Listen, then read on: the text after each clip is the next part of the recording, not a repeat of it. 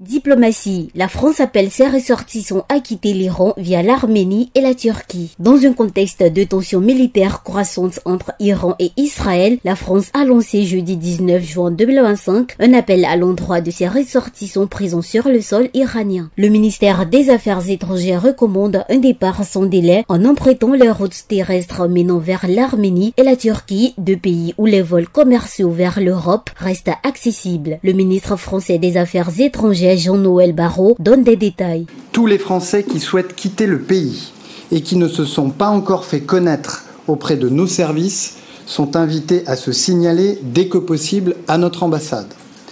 Le passage est possible sans visa vers l'Arménie et la Turquie dont les frontières sont ouvertes.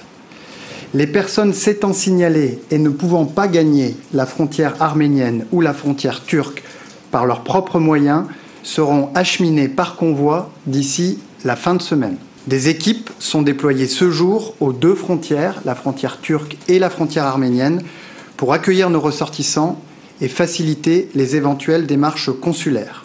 Ils seront ensuite invités à rejoindre les aéroports turcs ou arméniens où les espaces aériens sont ouverts et des vols commerciaux sont assurés pour regagner le territoire français. Le ministre a également réitéré son appel à la vigilance maximale aux ressortissants français présents en Israël. Il a invité ses citoyens désireux de quitter Israël à se rendre par voie terrestre en Jordanie ou en Égypte, d'où des bus les conduiront vers les aéroports d'Amman et de Sharm el-Sheikh. On écoute Jean-Noël Barrot. En Israël, j'appelle tous nos compatriotes à la plus grande prudence, à se conformer aux consignes de sécurité des autorités locales relayées par les réseaux sociaux de notre ambassade et de nos consulats. Les Français qui souhaitent rentrer en France peuvent continuer à le faire en gagnant par la route la Jordanie et l'Égypte, pays depuis lesquels des vols continuent d'être opérés, notamment à Amman en Jordanie et Sharm el-Sheikh en Égypte. Des équipes sont déployées ce jour aux deux frontières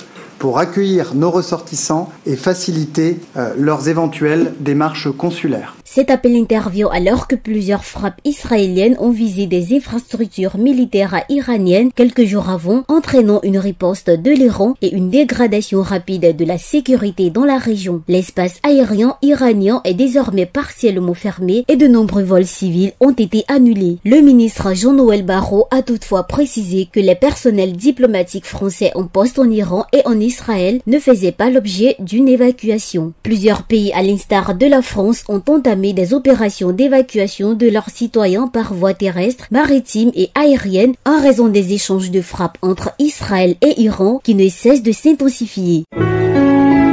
APRA, Agence Presse Radio et Audio.